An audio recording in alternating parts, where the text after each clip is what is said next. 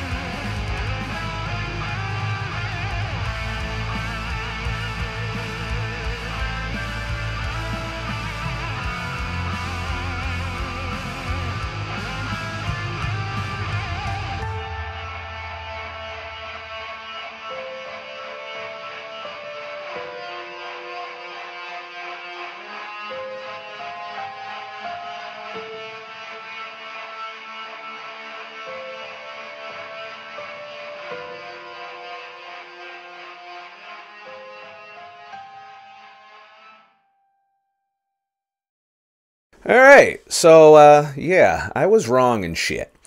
You know, a while back, I had this goal to drink socially, you know, 3-drink limit. I broke that limit a bunch of times because I can't control myself, apparently. And in the meantime, I noticed that my set point increased slightly when I brought alcohol back into my system. Now, if you're on the ketogenic diet, and I know a lot of people are on a ketogenic diet and continuing to drink shit tons of fucking alcohol.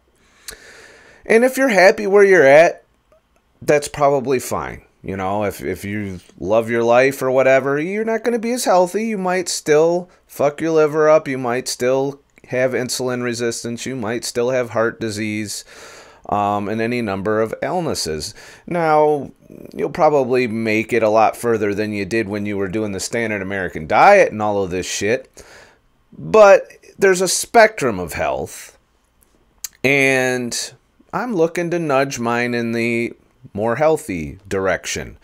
Hard to do in today's fucked up food system and all these chemicals and shit that we have throughout our entire food system. But that doesn't mean we can't do things that we have control of to try and improve our health, how we feel, and so on. One of the things I know that is holding me back, and it's plain as the fat on my belly, is fatty liver disease. So if you're drinking a lot of alcohol on a ketogenic diet, you'll get pretty far. I've come pretty far. You know, I've come a long way from back in the day. But I'm starting to notice that when I do get drunk and tie one down now, my health is starting to suffer a bit. As in, I'm not recovering quite as well as I should. Even from, you know, stuff that I used to do in my 20s that I was fine with now just wrecks me for 2 days straight. And it was a big wake-up call that, you know, I got a little too shit-faced a couple weeks ago because I had a rough day. And, you know, I also said I wasn't going to do that either. So I'm a piece of shit, all right? I don't fucking, you know, I'm not perfect. I'm not here on YouTube trying to portray myself as some perfect fucking human. I am far from a perfect human. And one of my vices has been alcohol. And I have some lofty goals this year that are going to be physically and mentally demanding that alcohol just has no place in. Mainly because I'm going to be doing a lot of physical activity, and physical activity and fatty liver don't mix very well. It can cause problems, inflammation. It can cause, you know, clogged arteries. You know, all of these problems can arise from fatty liver disease. I wanted to be social. I want to be able to drink with my friends who drink like fucking fishes. But I'm coming to a crossroads now where I got to choose, do I want to be a little healthier than I am now, especially since I'm not getting any fucking younger and shit? Or do I want to enjoy, you know, fatty liver disease and cirrhosis of the liver, you know? It's a choice between health and this social thing that I want to do, and I'm not very good at the moderation thing.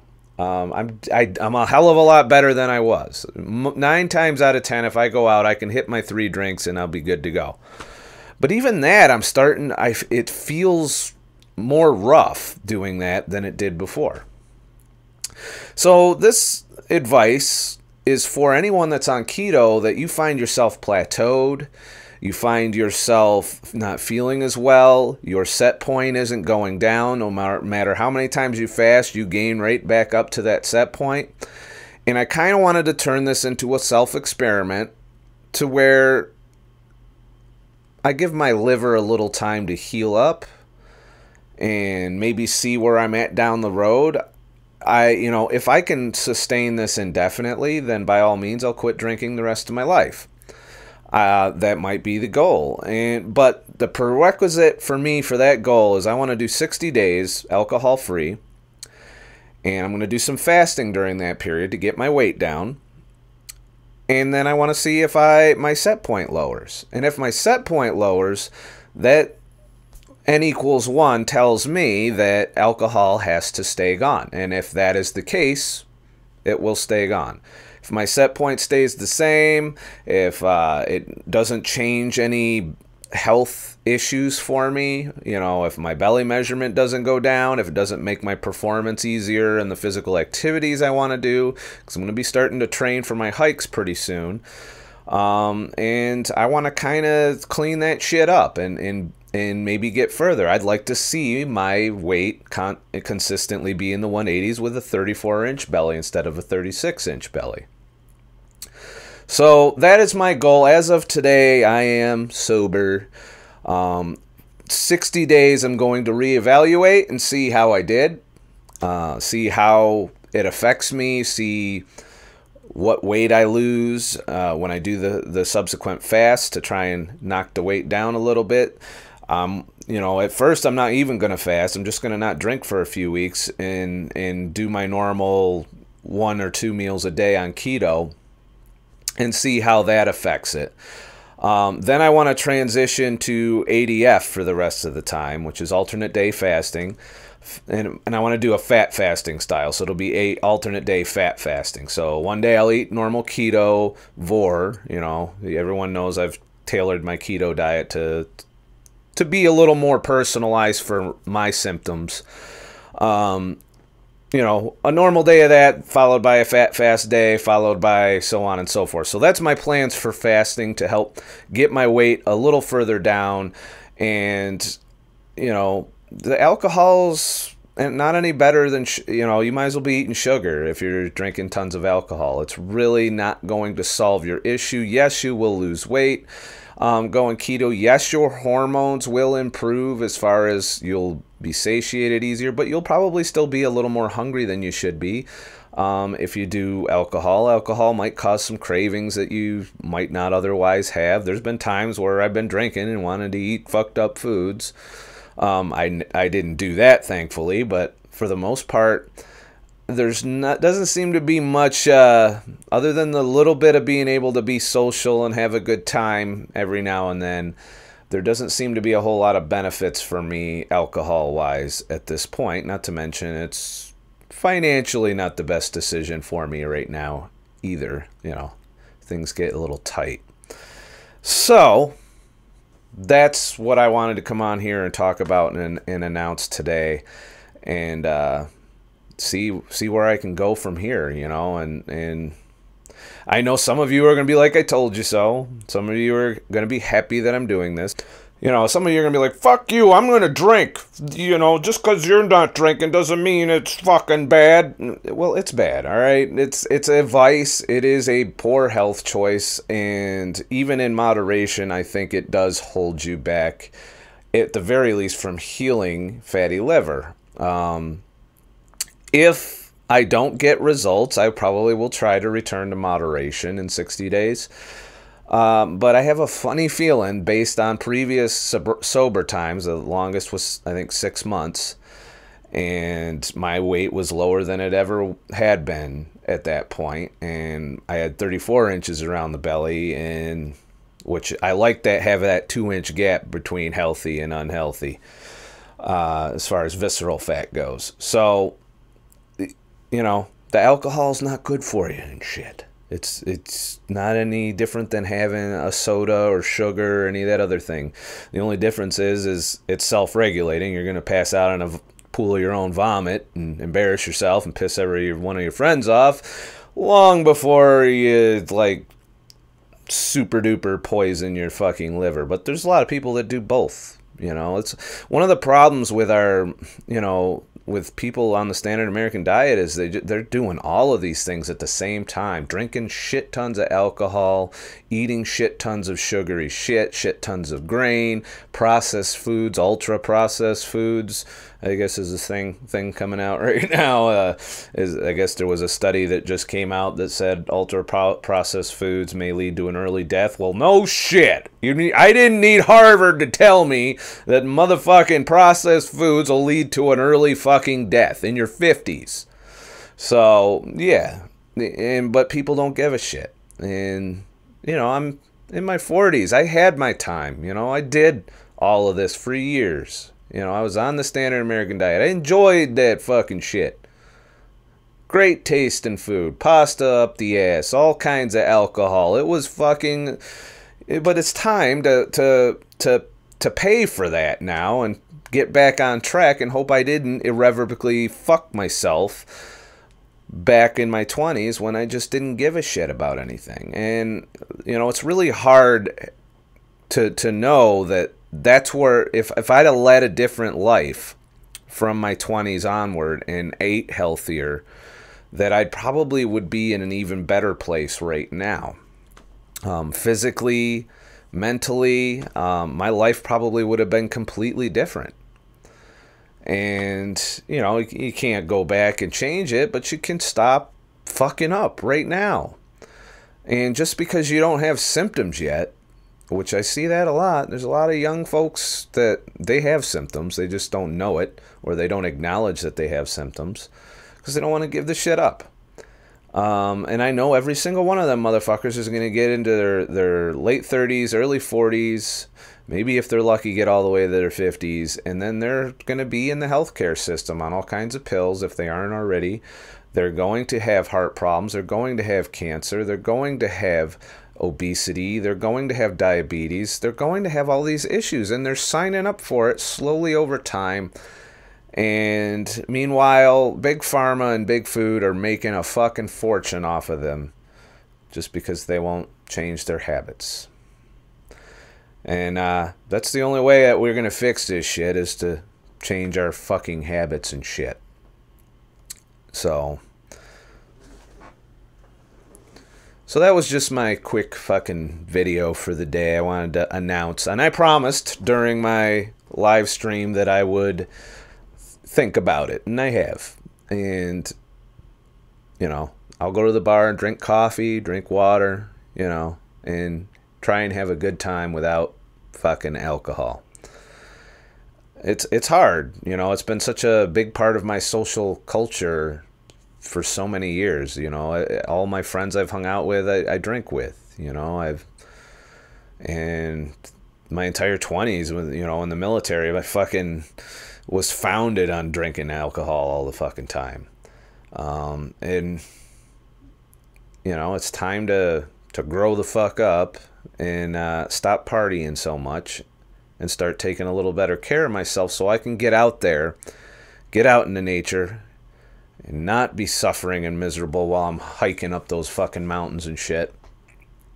And enjoy life in a new way instead of enjoying pleasure for a couple hours followed by 2 days of fucking hangover, miserable pain, laying in bed, missing out on time that could be used more productively to do things that I'm passionate about instead of watching Netflix while trying not to throw up in bed, you know, and that's really the harsh reality of where I'm at with this, and the fact that I need to cut that shit out.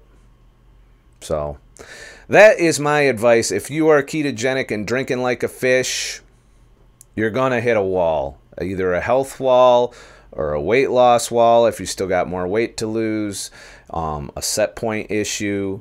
Regardless of fasting, regardless of all of that, it's a spectrum, and if you don't go all the way with your choices and lifestyle, you won't get that much healthier than you are right now if you have alcohol in your life. So, yeah, I'm sorry. Sorry I've been drinking all this time. But I'm ready to say, okay, let's fix my fucking fatty liver for once and for all. That's the goal for the rest of the year. And I think in 2 months' time, I'm going to find that my health has improved and that my fatty liver has healed. Not all the way, probably, because I've been fucking it up my whole life. Who knows how much of my liver's dead? But I suspect that, given, even though my blood work is good, and somebody asked me about that the other day, whether or not, you have fatty liver if your blood work is good. I think the blood work doesn't fucking start showing shit until it's too late, till your liver's just fucking destroyed, till you're down to maybe 10%. And you can survive with 10% of your liver working. The other factor to think about is if you're keto and you're beating the shit out of your liver with alcohol, your liver is what's making the ketones. And if your liver is dying and full of fat, you're going to be less energy efficient. So I would look at it in terms of, if you feel tired and lethargic on a ketogenic diet and alcohol's in there, it makes sense that if you're impeding your liver by causing fatty liver, causing damage to the liver, inflammation to the liver, that you're also inhibiting ketone productions, which is going to tank your energy, reserves, so to speak, and you don't have a lot of glycogen to back that up. You got some glycogen, but your body's going to tend to want to hold on to that for the high intensity moments, and it's going to prefer ketones in that situation. That's what fat adaptation is your body starts to prefer the ketones and preserve the glucose for your brain, and because it cares about the brain most of all, and your brain will always need 20%, and that's taken care of by gluconeogenesis and some of your stores from your glycogen, and it replenishes your glycogen some too. Gluconeogenesis doesn't just fucking rip your muscles apart and put all the shit in if you have an adequate glucose store in glycogen. Yeah, a lot of people still think that, if you overeat protein, that somehow you're just going to eat all your own muscle. It doesn't make sense evolutionarily, first of all. And it's, not how we're designed. We're not designed to be big fucking, yoked up fucking bodybuilders either. It's another thing. I see a lot of people, I'm going to do muscles and shit and fucking build some muscle and muscle and muscle. That's not how we were back in the day. We looked ripped, but we weren't big fucking Arnold Schwarzenegger looking motherfuckers, unless we had to do a whole lot of physical labor. We were a builder or something. So we could have that debate another time. But I do need to build up some strength and endurance between the cycling, the mountain biking that's coming up, and me getting out and backpacking again. I need to get on the ball with my health and nutrition and really be able to clean out the damage. So there'll be some fasts coming. Once the weather breaks, there'll be wilderness fasts coming, where I go out and do what I did with the wilderness, because that was a very enriching experience, and I felt so satisfied, even though it was suffering and misery for part of it. I felt so satisfied afterwards that I think that wilderness fasts are going to be part of my routine going forward, because it just, I don't know, it heals in ways I can't describe, both mentally and physically. When you get out there and you're struggling against nature, it puts all of this bullshit in perspective. So, and I miss having that perspective. I'm kind of jonesing to get back out there again. So, that's where I'm at. Remember, I'm not a fucking expert. I'm just an asshole. And there's probably no harm that could come out of quitting alcohol, so I would do it if I were you. But you're not going to fucking listen to me anyway. You're going to do what you want to do, and that's what you should do. So, if you found this video enlightening or helpful in any way, please head to ScottTheTruckDriver.com and leave a tip in the virtual tip jar. You can also go to the support page and you can donate through PayPal or Bitcoin or any of those other newfangled ways of supporting YouTubers and the work we put into our videos. You can also find my podcast on there. I haven't posted any outside platform videos this week. They'll be doing that probably either tomorrow or the next day in lieu of this YouTube release. And overall, that's pretty much all that's going on with me. The weather's shit. I'm still having to do cardio. My intervals weren't too good last night. That's the other reason I'm kind of on this kick. I was struggling for 7-minute intervals. And I don't want to struggle since we got to get all the way up to 20-minute intervals and shit. Please like and subscribe. And I'll make more shit. Just like this shit. I like making shit. I'm going to keep making shit. I might have to go take a shit later, but I'm sure you didn't need to know that. Have a nice motherfucking day. And shit.